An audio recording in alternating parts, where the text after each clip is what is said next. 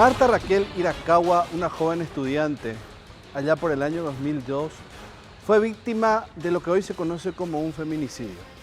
Atroz, con esa particularidad, así ella fue asesinada. Violentamente después de haber pasado una noche con su profesor. Con él mantenía una relación, pero ya estaba en su fase final. Pero ella fue citada otra vez por él en esa distancia que había de las relaciones, y ahí ocurrió el crimen. Un crimen atroz, de aquellos que dejan su rastro de violencia en el paso del tiempo de la vida criminal en nuestro país. De los que hoy, si uno pregunta, generalmente la gente le recuerda a aquel profesor universitario, un carnicero. Hoy día él, con la condena compurgada, supuestamente cambió, se logró adaptar a la sociedad y mucho no se sabe de su vida. Pero sí queda en el recuerdo lo que pudo haber sido esa joven brillante, qué pudo haber pasado. Y aquel mensaje que queda latente: si no sos mía, no sos de nadie más.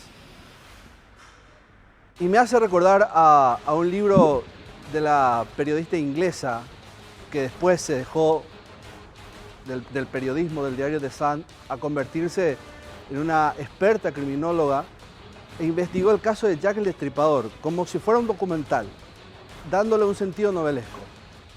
Y ella atribuía ciertos crímenes atroces a un patrón. Si bien en aquel entonces, en 1900, Jack era considerado un asesino en serie, tenía la particularidad de atacar a mujeres jóvenes que se dedicaban al sexo, a la prostitución. Claro, este no es el caso, pero sí voy al punto. Dejaba ciertos mensajes muy particulares en esas mujeres que se traducían también en una desviación de su forma de ser, de su conducta. Y prácticamente a uno le sorprende lo que pasó con este profesor universitario. ¿Cómo es que fue de 0 a 100 en nada? Todos lo calificaban como un hombre íntegro. Su referencia era de un profesor aplicado, de un docente inteligente, preparado, predispuesto. Y esto se traducía hasta inclusive con ella, en su forma de tratarla. Casi no hay antecedentes de él, al menos nadie conoce, de alguna violencia pasada que haya marcado y que lo haya llevado a cometer uno de los crímenes más deleznables de nuestro país. Una incógnita enorme, feroz, que hoy la vamos a ir develando en Escena del Crimen con profesionales que han estudiado su caso. Vamos a ver de quién se trata, quién era ella, quién era él, en Perfiles.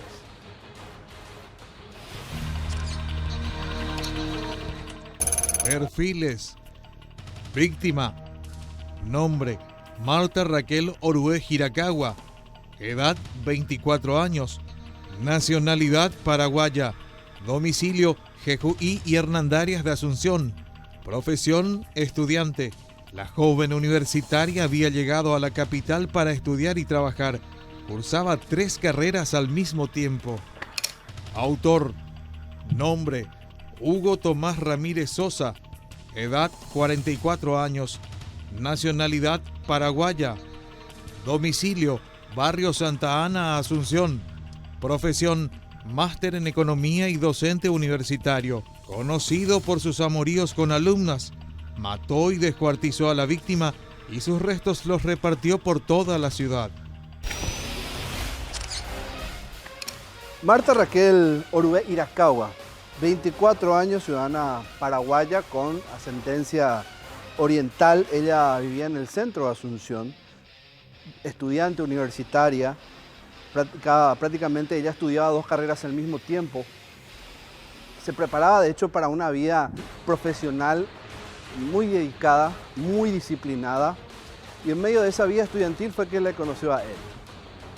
Pero no me quiero ir aún a ese nudo, a esa situación de sangre, a ese hecho que explotó.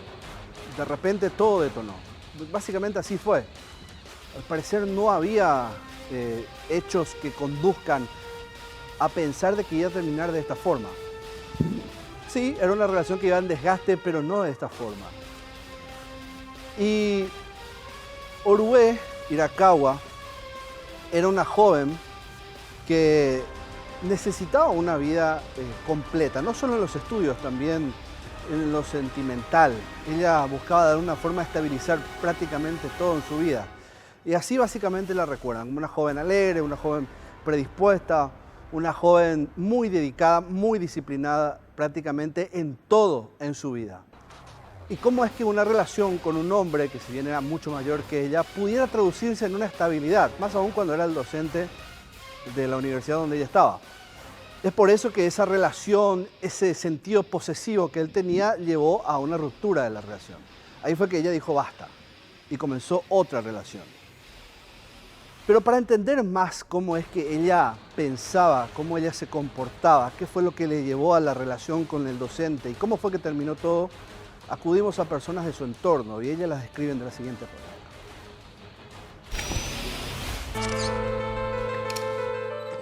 ¿Quién era Raquel Hirakawa?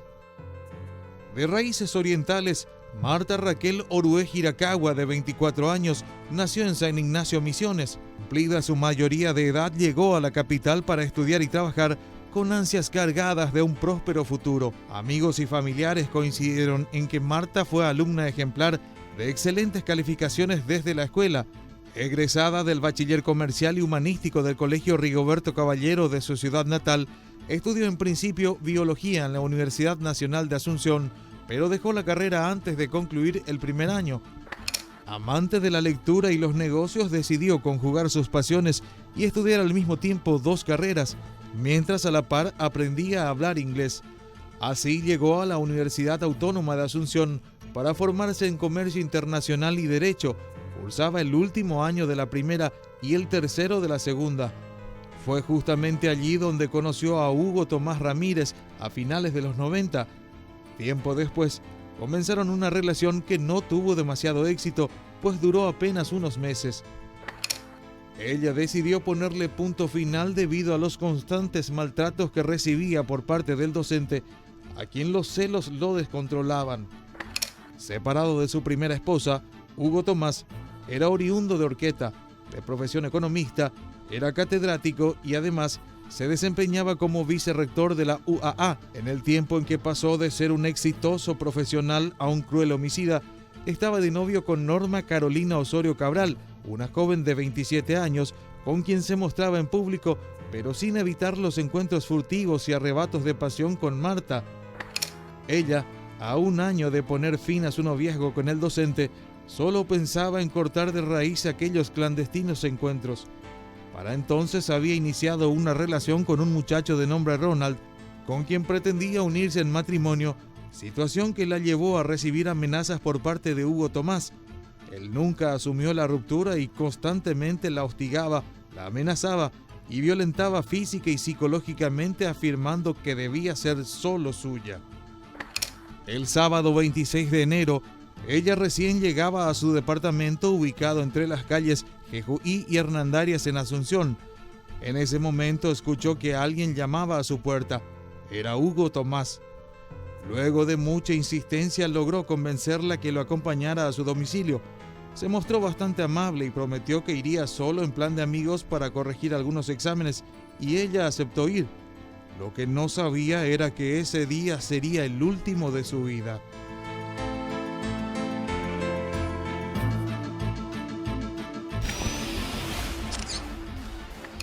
El 26 de enero del 2002, Orué Hirakawa, Marta, lastimosamente fue asesinada. Le esperaba lo peor en una cita convocada por este hombre. Tal vez lo furtivo de esa relación fue lo que a ella la llevó a querer cerrar toda página en su vida sentimental. Quería una relación estable. De hecho, por eso es que empezó a salir con otro joven, más cercano inclusive a la edad que ella tenía. Es que las cosas muchas veces funcionan así. Un joven desde la edad de uno lo comprende mejor, se entiende mejor, con salvas excepciones, y no era este el caso. Ellos no se llevaban bien, de hecho ya había roces en los últimos tiempos por los marcados celos, ustedes escuchaban hace minutos, y eso hacía que esa relación, ese sentimiento, ese amor, ese respeto, esa benevolencia que había hacia el profesor se vaya desgastando con el tiempo. Ella perdió esa mística que él hacía sentir, y fue así que esa esa distancia comenzó a agudizarse, ella le empezó a poner límites en la relación, pero parece que algo aún había, algo aún existía. Por eso es que ella tal vez decidió ir, pero fue bajo engaños de todas formas, porque él le había dicho, vení, tengo algunas cuestiones que hacer, algunos exámenes que corregir, y así fue que ella aceptó, pero algo aún la motivaba a ir a esa casa. Ella no sabía que estaba a minutos nada más de una muerte segura, tal vez de algo planificado, tal vez de un arrebato que ya estaba escrito. Esto fue lo que pasó ese 26 de enero del año 2002.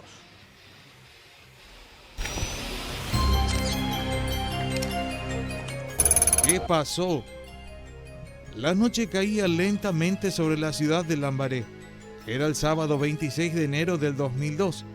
Llevaban algunos días sin verse, por lo que el nuevo encuentro con su profesor y amante, Hugo Tomás Ramírez Sosa, se convertiría en el último de Marta Raquel Hirakawa.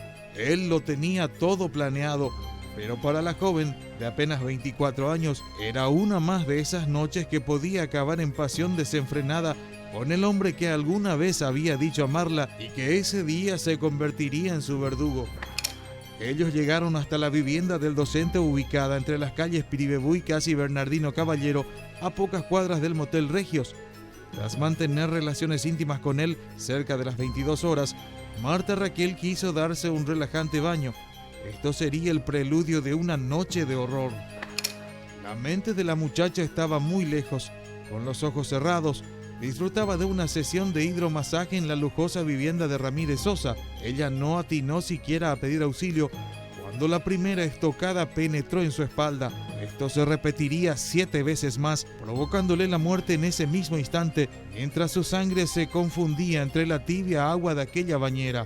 Completamente fuera de sí en ese entonces, Hugo Ramírez Sosa, luego de matarla, pensó que debía deshacerse del cuerpo y con whisky en sus arterias se hizo más fácil la decisión: cortarla en varias partes y repartirlas en diversos puntos de aquella ciudad y algunos de la vecina Asunción. Usó varias bolsas negras en donde cargó el cadáver cercenado de Raquel, lo subió a un vehículo e inició su recorrido en plena madrugada, ya del 27 de enero de aquel año. Los hallazgos empezarían pocas horas más tarde, dejando conmocionada a la capital y luego al país entero.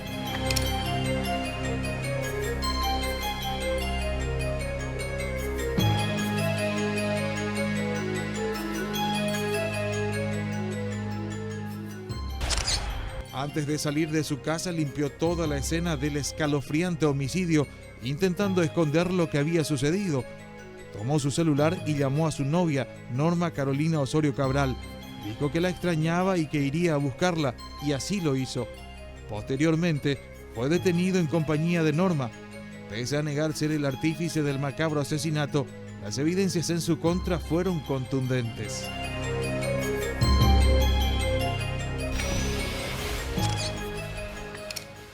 La furia, la hazaña, la forma en que la mató también conmocionó y muchísimo, bastante las autoridades, ya sean médicos forenses, la policía que actuó en aquel entonces.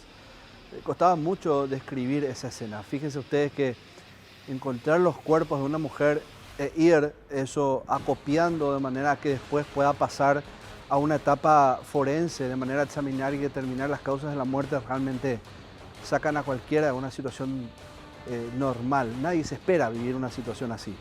En heridas que hablan, los forenses determinan que él la mató de 8 certeras puñaladas, 8 heridas que provocan un sangrado interno, un shock hipovolémico que determina la muerte. No contento con esas heridas infligidas, él intenta estrangularla y posteriormente es que ocurre el desmembramiento. Un ataque también atroz en la zona vaginal determina un estado caótico mental de este hombre. Mensajes muy claros y enfermizos que él dejó al matar a Orué Hirakawa.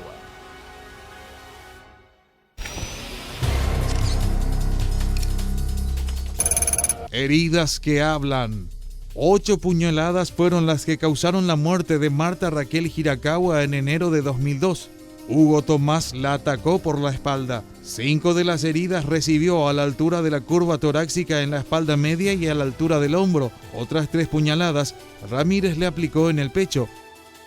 La víctima recibió primeramente golpes, posteriormente puñaladas en el tórax.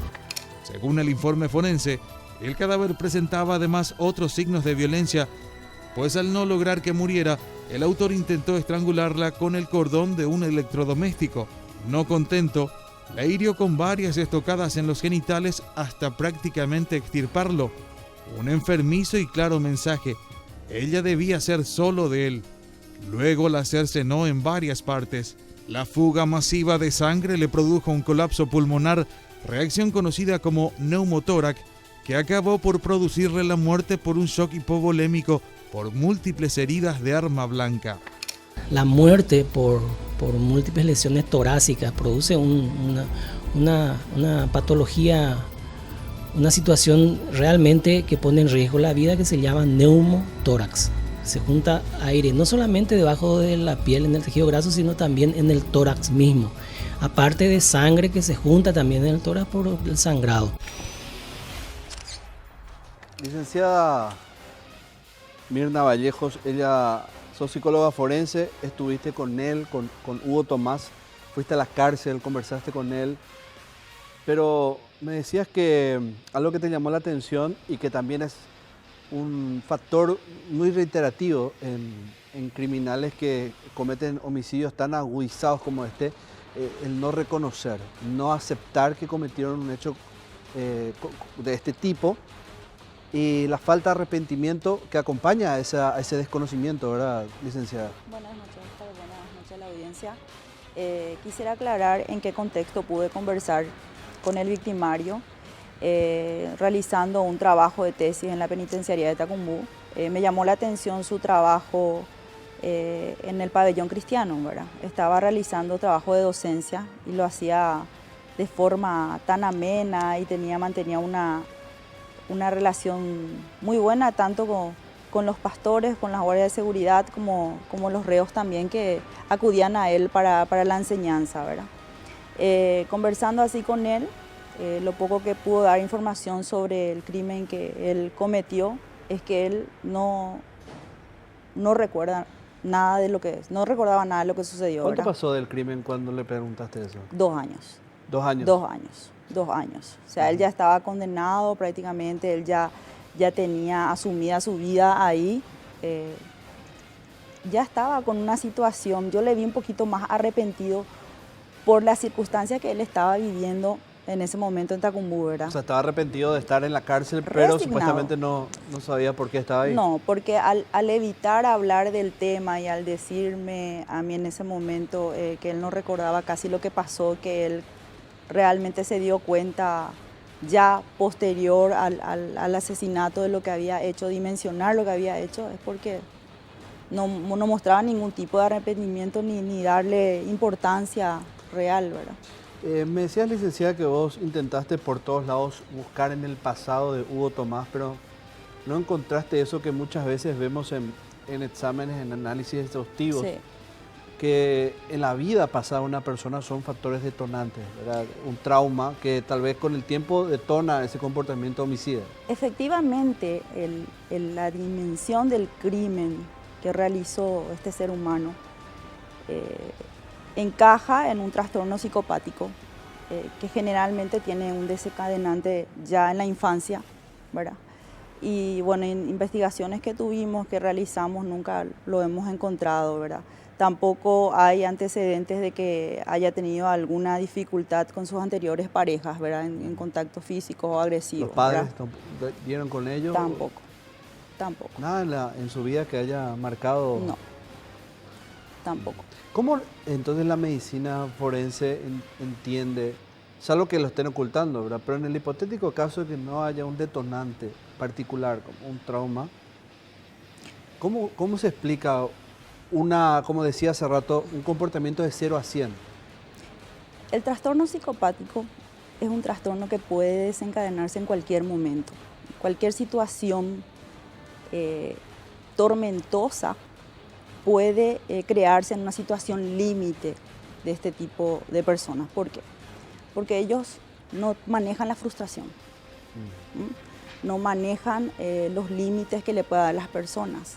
Hay que entender algo, de que este tipo de personas no tienen sentimientos, ellos no tienen el mismo campo vibratorio emocional que nosotros.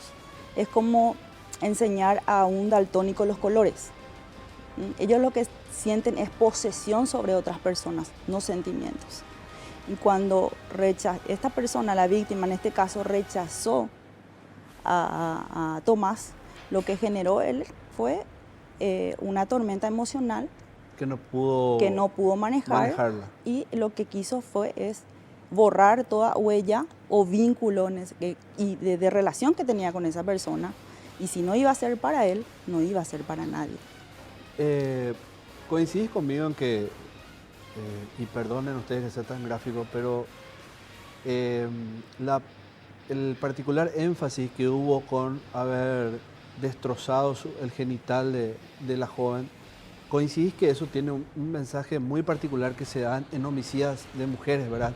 De esos celos exacerbados, de esa posesión, como decís, que no tienen medidas, ¿verdad? Y que básicamente es o sos mía o no sos de nadie. Así mismo, había como una obsesión sexual con ella, porque dentro de todo tenía otra pareja paralelamente a ella, pero al final recurría otra vez a Raquel, evidentemente. Ahora, ¿cómo hace que manejarle a Raquel?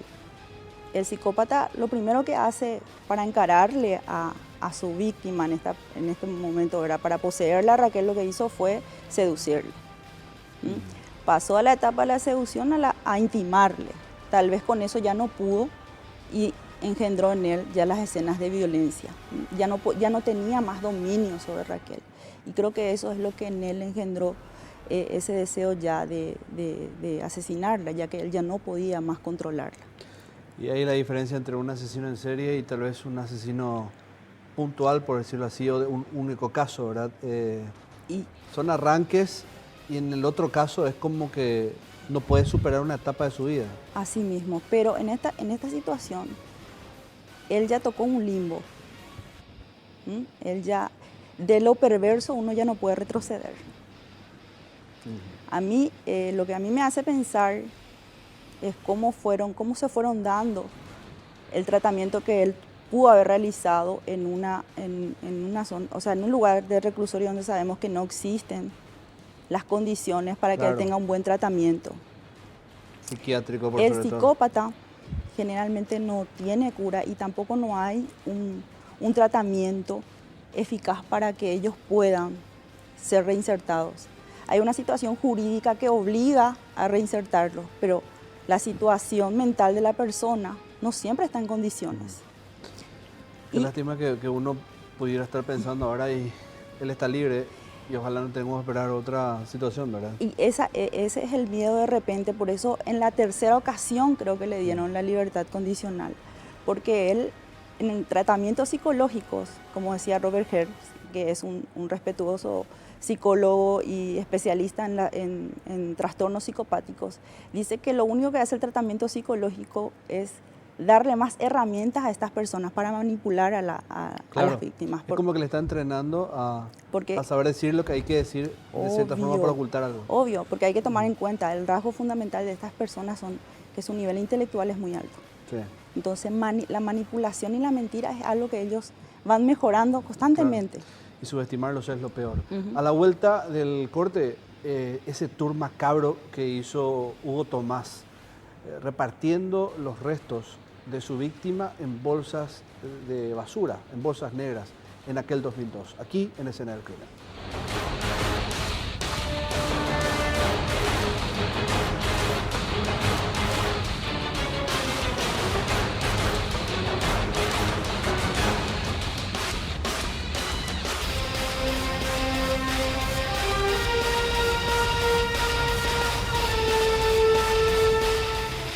Era el 26 de enero cuando Hugo Tomás, un docente universitario, asesinó a una de sus estudiantes, con quien mantuvo una relación íntima, una relación furtiva porque él tenía otra pareja. Y nos decía la licenciada que estuvo hace instantes nada más, ella en psicología forense, que había como un placer sexual detrás de lo que él definía su relación con Raquel, con Marta Raquel Orué, pero que tal vez ella no, tal vez ella lo veía de otra forma, él en esos primeros tiempos de su relación, lo respetaba, lo tenía tal vez como un amor seguro, tal vez presumiendo de la madurez emocional de este hombre.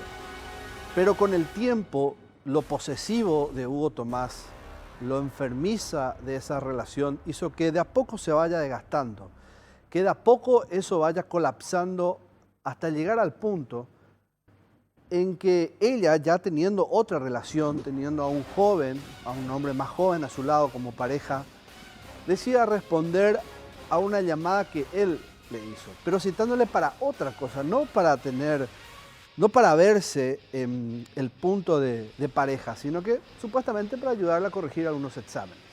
Eso fue un sábado 26 de enero del año 2002. Y ella decide ir junto a él. Y fue la peor quizás decisión que haya tomado. Pero ¿cómo iba a saber? Del otro lado le esperaba la muerte, y una muerte atroz, porque él la atacó a traición con un arma blanca, con un estoque. 8 veces la hirió, provocando sangrados muy intensos, muy agudos, sangrados internos. Y después decidió desmembrarla. ¿Y qué hizo después? Para borrar esa escena dantesca de sangre, de partes de quien alguna vez sintió amor por ella, o ella por él. Las colocó en bolsas de basura y decidió esparcirlas por varios puntos de Central. Hasta que después comenzaron los hallazgos, uno por uno, conmocionando a todo el país, de lo que era y fue después uno de los hechos criminales más connotados de la historia de nuestro país. Así fue el macabro tour que hizo Hugo Tomás después de matar a esta joven estudiante.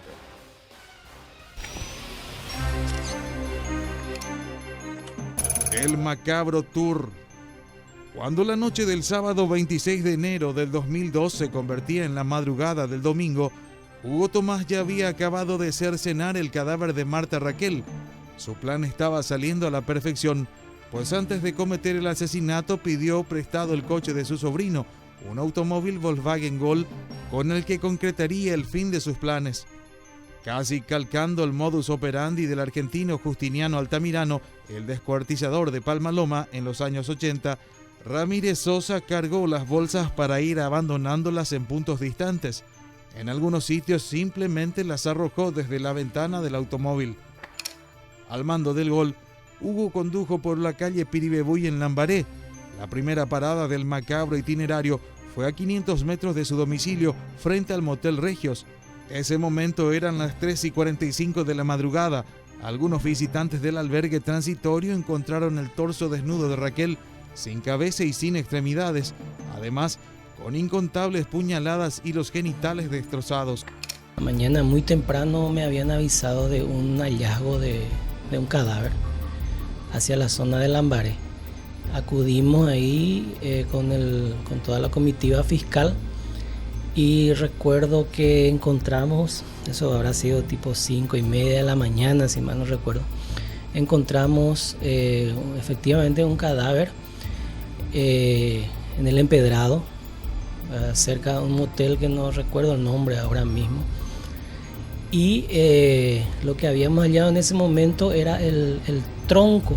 El tronco es la parte del tórax, abdomen, sin los miembros superiores ni inferiores y sin la cabeza. Otro sitio elegido a pocos metros del primer motel fueron las inmediaciones de un albergue transitorio, El Castillo, sobre la calle Las Palmas, donde se encontrarían, ya entrada la noche del domingo, las piernas de la víctima cuando un perro arrastraba una de ellas. Así continuó por la misma calle hasta Juan Domingo Perón, donde condujo por la avenida Félix Bogado. No detuvo su marcha y arrojó la bolsa en la que estaban los muslos, en la intersección con la calle 24 de Mayo. Continuando su recorrido, dirigió el coche hacia las calles Parapití y República de Colombia en Asunción, donde llegó cerca de las 2 de la madrugada y luego continuó hacia la calle Mandubiná. Eran aproximadamente las 5 de la mañana del 27 de enero del 2002 cuando un grupo de chicos llegaba de una fiesta a este lugar entre Parapití y República de Colombia, donde 17 años atrás en este mismo lugar era encontrada la cabeza de Raquel Iracagua.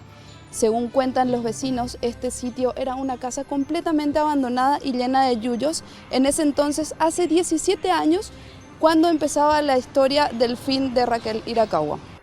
Evidentemente no había intención de ocultar, lo que más o menos señalaba era un trayecto que justamente llevaba hacia, porque lo último que encontramos fue como en ese día fueron los miembros que era cerca ya del Palacio de Gobierno. El macabro tour del profesor Hugo Tomás continuó por la calle Mandubirá en pleno centro capitalino.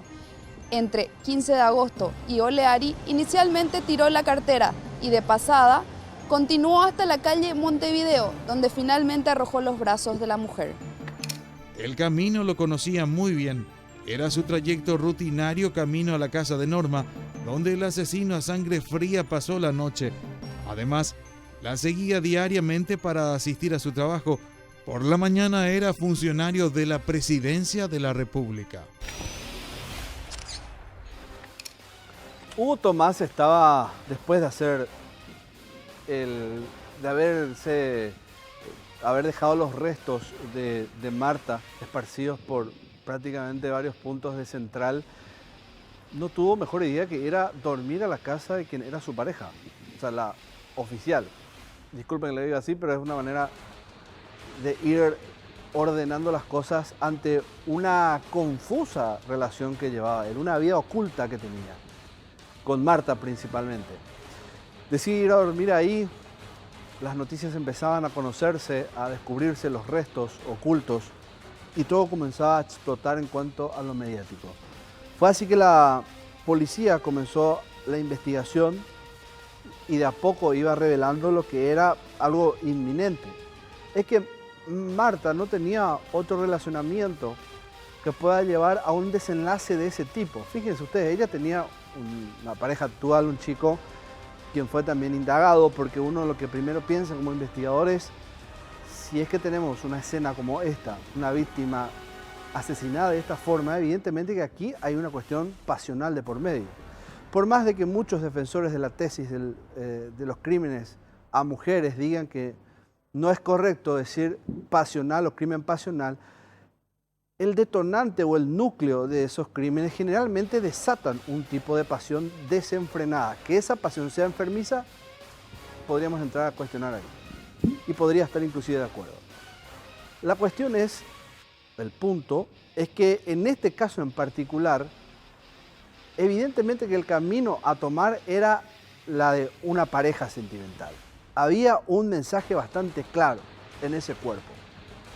Más por la forma en que la había asesinado, la hazaña, no solo por el hecho del desmembramiento, sino por la cantidad de veces que la apuñaló y la forma en que se enfocó en el genital de la joven. Todo eso hacía suponer a los investigadores que evidentemente había un hombre, una pareja detrás. Y así fue que de a poco, por descarte, iban llegando hasta el docente, que finalmente fue detenido.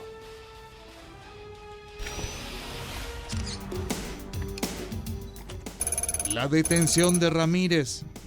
El tenebroso recorrido de Hugo Tomás acabó en el departamento de Norma, entre las calles Mandubirá y Colón en Asunción. Allí pasó la noche. Él dormía mientras los hallazgos sorprendían al país entero. Según los investigadores, ella pudo haber sido la siguiente víctima en su desquiciado plan criminal. Ya entrada la noche del domingo 27 de enero del 2002, él fue detenido cuando regresaba a la escena del crimen, su domicilio, como lo hace todo criminal. No contó con que ahí ya estaba la policía esperándolo. Sin demorar lo detuvieron. No se resistió pese a su avanzado estado etílico.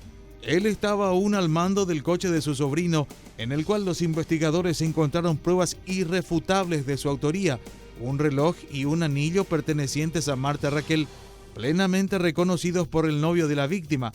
Además, hallaron cabellos y rastros de sangre en el tapizado. El entonces principal sospechoso negó vinculación alguna con el crimen, afirmando que durante toda la noche del sábado y toda la jornada del domingo pasó en compañía de Norma. No obstante, más evidencias fueron tomadas en su domicilio. Allí se encontraron prendas con manchas negras y algunos rastros de sangre y violencia en el baño, especialmente en la tina. Allí acabó con los días de la estudiante. También identificaron pelos en un cepillo de limpieza. Pruebas de ADN certificaron que todos los restos biológicos pertenecían a la víctima. También encontraron el arma homicida, un cuchillo tipo navaja y otro de carnicero usado para el descuartizamiento de Raquel.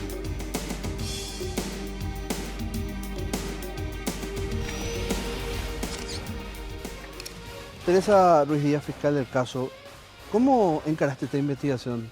Me imagino que no habrá sido fácil, doctora, encontrarte con una escena así. La primera llamada que recibiste, ¿qué te dice la policía o tu asistente? Sí, el comisario de la comisaría cercana a Lambaré fue el primero que llama a las 4 de la mañana directamente a mí y me dice que hay un hallazgo de un torso desnudo, desmembrado, sin cabeza, sin brazos, sin piernas. Evidentemente era una mujer. Claro, era una mujer. Entonces yo me traslado hasta ese lugar y era justamente a la salida de un reservado y lo único que encontramos fue eso y eso fue a raíz de una pareja que salía de ese lugar y pasó encima y se trancó el auto, entonces retrocedieron y ellos fueron los que dieron alerta a la policía.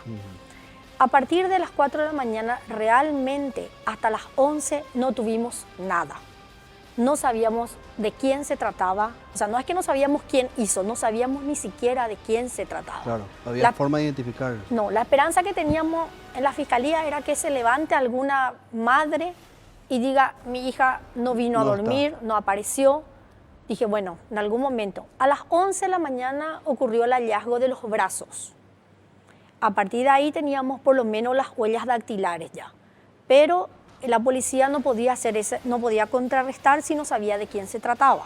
Claro, imagínense buscar manualmente. En ese momento no había forma de hacer con la base de datos. Son 17 años atrás, ¿verdad? O sea, sí, ahí recién realmente nosotros tomamos, o sea, nos dimos cuenta que la base de la policía no era para eso, había que tener por lo menos un patrón para comparar. Claro. Al mediodía, un transeúnte encontró una cartera y yo siempre digo que la cartera fue lo clave en este caso. Encontró una cartera tirada en las cercanías de la comisaría tercera. ¿De Luque? No, de Asunción. Metropolitana. De Asunción, no, de Asunción. Sí, sobre Chile. Sobre Chile. Ok. Entonces, allí la policía comunicándose entre sí, ¿verdad? Se tuvo como que esa cartera no era robada, sino que alguien abandonó en ese lugar porque estaba tirada la cartera y tenía documentos y tenía dinero adentro. Entonces encontramos dos cosas. Una, la cédula de identidad de Marta Orué, Marta Raquel Orué Giracagua. Dos, encontramos una tarjeta personal de una amiga. Ajá. Bueno, entonces mientras la policía hizo el trabajo de dactiloscopía para cerciorarse de quién se trataba, que eso demoró otra vez un lapso de tiempo más o menos hasta la 1.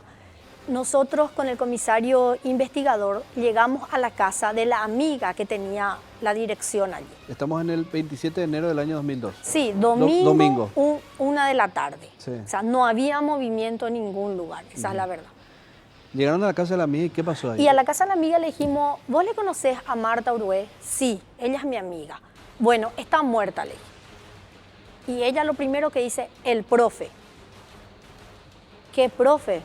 ¿Verdad? Y el profe, solamente el profe pudo haber sido. El profe siempre la amenazaba. ¿Y quién es el profe?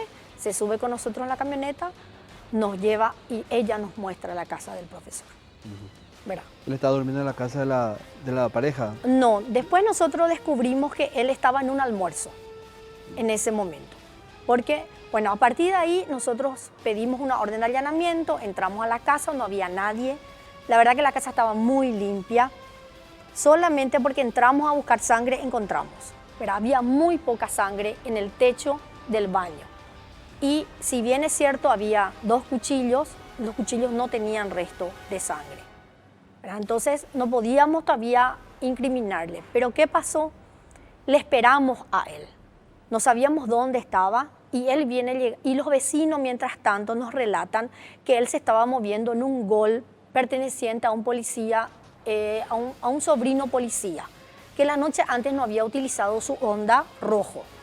Ya. Y eso nos llamó la atención. Entonces se le hizo llamar al policía al que le había prestado el vehículo y él efectivamente confirmó que el día antes, a las 6 de la tarde, él se fue y cambió de vehículo, que su tío le dijo, necesito tu auto. Dejó el Honda ahí y salió con el Gol. Al traer nosotros el Gol, vimos que el Gol tenía restos de sangre. El Gol notablemente tenía sangre en el asiento del acompañante, en la parte del cambio y en esta zona. Entonces, la conclusión a la que llegamos finalmente fue que él puso todos los restos en el copiloto, digamos, y iba pasando así, abría la puerta y tiraba los restos de Ni Marta. siquiera se detenía a... No, porque después nosotros, cuando le detenemos a él a las 5 de la tarde en su casa, viene con una chica y ahí se le informa de su detención. Ella es Norma. Ella es Norma. Se le informa de su detención y le dice, no sé yo, está sospechoso de haberla asesinado. Y él dice, no, yo estuve toda la noche con ella. ¿Cuándo se murió Marta? Dice él, muy sorprendido. Y entonces la novia es la que dice en ese momento, no, vos me buscaste a mí a las 5 de la mañana, vos no estuviste toda la noche conmigo. O sea, le dejó en evidencia... Es que la declaración de ella fue muy espontánea. Ella se asustó muy grande. Claro. Entonces en ese momento le separamos a los dos y ya le tomamos la declaración a ella, ¿verdad? Y vemos, él tenía un short verde y el short verde tenía sangre, pero tenía esa sangre ya, digamos, tenía 12... Seca. Seca ya, ¿verdad? Pero Ahí- la mancha es muy Claro, particular. entonces al revisar el auto, al sacarle el bermuda, ya se hace, ya después va todo eso para ADN, que cuando eso hacía la policía, no el Ministerio Público, y todo eso realmente fue muy determinante. Porque después de 24 horas o más recién terminamos de encontrar los restos de ella. 24 horas después. Sí, ya. Recién lunes al mediodía terminamos con la última parte que faltaba. Bueno, y a partir de ahí vino la comunicación con la familia, ¿verdad? Fuimos nosotros quienes nos enteramos que el papá era tractorista en el Chaco, no había forma de comunicarnos con él. La mamá de una colonia de Misiones, fue muy difícil la comunicación, al final encontramos a una hermana a través de la comisaría. Bueno, ellos vinieron a Asunción y fue allí que pudimos armar todo y ahí recién la que más datos nos dio fue la pareja de él en ese momento, que inclusive ellos no estaban teniendo una relación tampoco, pero él dice que desde las 12 de la noche le estaba llamando a ella para pasar a buscarle. Te voy a pasar a buscar a las 12:15, a las 12:30, a la 1, hasta que ella a las 4:30 le dijo, no vengas más, yo estoy cansada de esperarte. Y ahí le dice, no, ya estoy llegando. Pero imperiosamente necesitaba armar una coartada para cubrir su rastro. Sí, realmente yo creo que la declaración de ella fue fundamental en ese sentido, ¿verdad?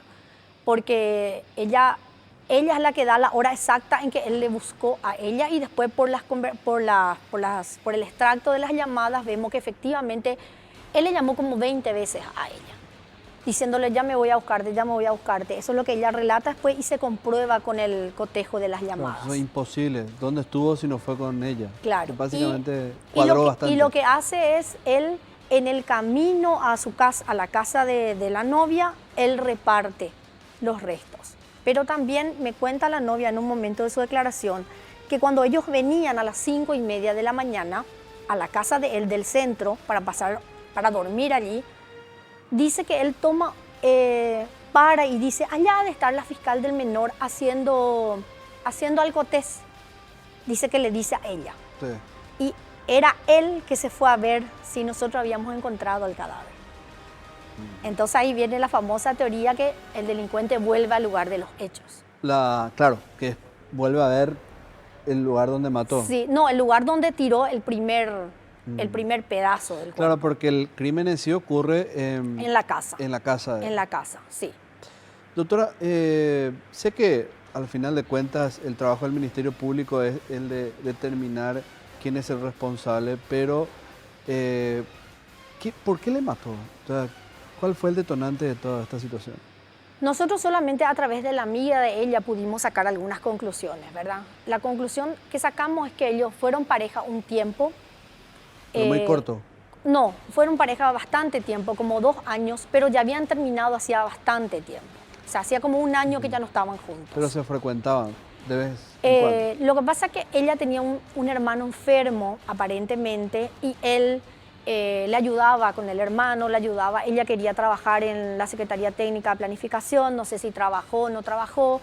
Ella venía del interior y yo creo que él utilizó un poco eso para ponerle en contacto a ella con la gente de acá. Y quizás la manipuló en esa necesidad Sí. económica que ella tenía. Sí, y probablemente también, y ella estaba ya en una relación, digamos, sana, era con una persona, con un chico de su edad, también estudiante, y por lo que nos dijo la amiga es que él le dijo, bueno, vamos a ayudarme a corregir los exámenes esta noche. Esa fue su excusa. Sí, pero yo creo que de verdad a él se le cae la ficha cuando ella decide que ya en la casa de él que no va a pasar nada. Porque nosotros con toda la inspección que se le hizo no hay constancia de que realmente hayan tenido en ese momento alguna relación íntima. ¿Creíste justa la condena, doctora? Y para ese momento sí, pero mirando un poco, es un caso de feminicidio. Claro, hoy Le darían 30 años. Hoy, claro, hubiese tenido otra carga de condena. Y yo lo que creo que estuvo muy sola también la víctima, ¿verdad? Hoy en día hay marchas, hay protestas, las mujeres se unen. Tiene un respaldo mayor. Hace de la 17 sociedad. años, sinceramente, aparte del morbo de que era un profesor de la Autónoma, vicerrector y esas cosas, Claro. yo creo que la víctima se quedó sola, ¿verdad? Hoy en día, con todo lo que hay de las redes sociales, La presión es otra. todas se dirían nunca más, Marta, nunca más, Raquel, qué sé yo. Pero en ese momento no se tomó como un caso de feminicidio, la pena máxima era 25, si bien un juez dijo 23, los otros dijeron 21. También primó un poco el antecedente de él, que era primario, tenía dos estudios universitarios terminados, era vicedecano de una facultad, trabajaba en la Secretaría Técnica, pero realmente en ese momento yo había pedido ya 25, ¿verdad? Pero yo estoy segura que hoy le darían 30. Claro, hubiese sido otro, tal vez, el escenario. Pero creo que el trabajo del Ministerio Público fue bastante puntilloso e importante porque de manera muy rápida se pudo dar con el responsable, ¿verdad? Sí, ahora en eso también era otra la situación. En enero ocurre el homicidio, para diciembre teníamos condena. O sea, Fue bastante rápido. se trabajaba mejor cuando eso Sí. se trabajaba diferente, ¿verdad? Tribunal enseguida te fijaba audiencia, te fijaba el juicio oral. Y bueno, también eso le dio un poco de paz a la familia lo antes posible. Gracias, fiscal, por venir hoy. A la vuelta del corte hay más detalles en cuanto a justamente esto, la condena y la libertad posterior, porque cuando compurgó 14 de los 25 años, él estaba libre. Y todo eso que mencionaba la fiscal fue lo que justamente atenuó para que le puedan dar la libertad. Todo esto a la vuelta del corte.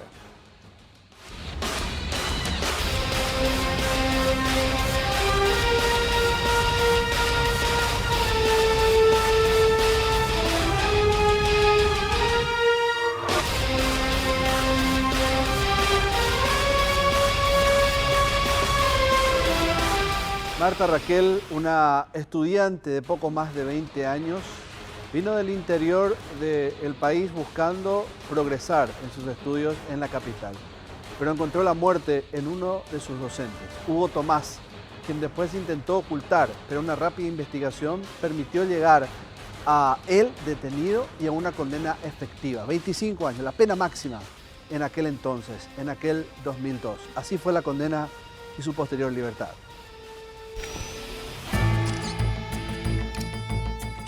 La condena. La imputación contra Hugo Tomás Ramírez fue formulada sin demora por la fiscal Teresa Ruiz Díaz. Ella elevó el caso a juicio en diciembre del 2002. El 10 de aquel mes fue condenado a 21 años.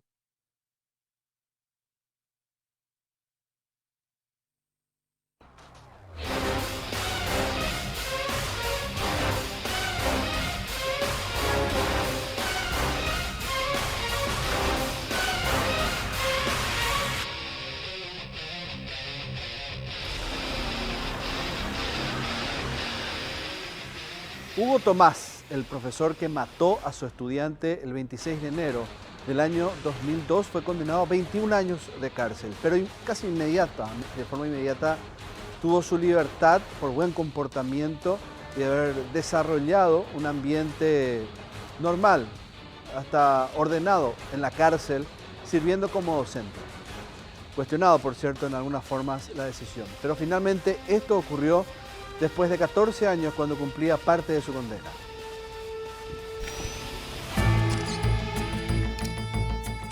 La condena. La imputación contra Hugo Tomás Ramírez fue formulada sin demora por la fiscal Teresa Ruiz Díaz. Ella elevó el caso a juicio en diciembre del 2002. El 10 de aquel mes fue condenado a 21 años de prisión por haber asesinado y descuartizado a Marta Raquel. En el juicio, las amigas de la víctima relataron la tormentosa relación que Raquel mantenía con su profesor, a quien dejó a causa de los celos extremos. Los investigadores concluyeron que se trató de un homicidio premeditado, pues el docente tomó la precaución de pedir prestado el automóvil a su sobrino para trasladar el cuerpo y de hacer algunas diligencias previas y posteriores al hecho. Esto con el fin de elaborar una coartada. Nacido en Horqueta en fecha 21 de diciembre de 1957, hijo de Agustín Ramírez y Modesta Sosa de Ramírez, con cédula de identidad número 928.363, la pena privativa de libertad de 21 años, con voto en disidencia de la presidencia, debiendo cumplirla en la Penitenciaría Nacional de Tacumbú, que lo tendrá compurgado el 27 de enero del año 2023.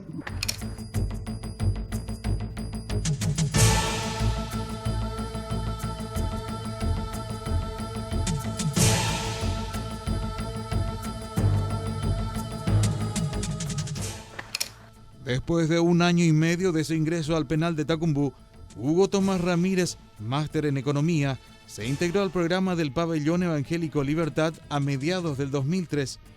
Al año siguiente, quedó a cargo de la administración y producción de jugo de soja y sus derivados. En el 2008, fue nombrado administrador del programa de reintegración social de la Capellanía Evangélica. La vida en prisión la aprovechó para proseguir con sus estudios y, a punto de recibirse de abogado, con un promedio de 5 absoluto, abandonó el encierro. Además, hizo varios cursos de especialización. Incluso se graduó como especialista en matemáticas. En una entrevista en marzo de 2009, Ramírez dijo que la dedicación era la forma que encontró para demostrar que las personas recluidas pueden cambiar para bien. Si bien debía compurgar su pena en el año 2023, en enero de 2016 cumplió las 2/3 partes de su condena y fue beneficiado con la libertad condicional, luego de 2 intentos fallidos por conseguirla. Finalmente, la tercera fue la vencida y el 28 de diciembre de aquel año abandonó la cárcel.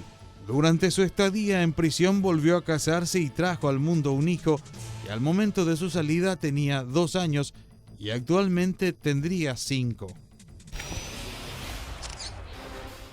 Hugo Tomás Ramírez, un docente que a toda luz, por su pasado, parecía un hombre estable, correcto, disciplinado, inteligente, pero escondía un perfil oscuro, como aquella novela del Dr. Jekyll.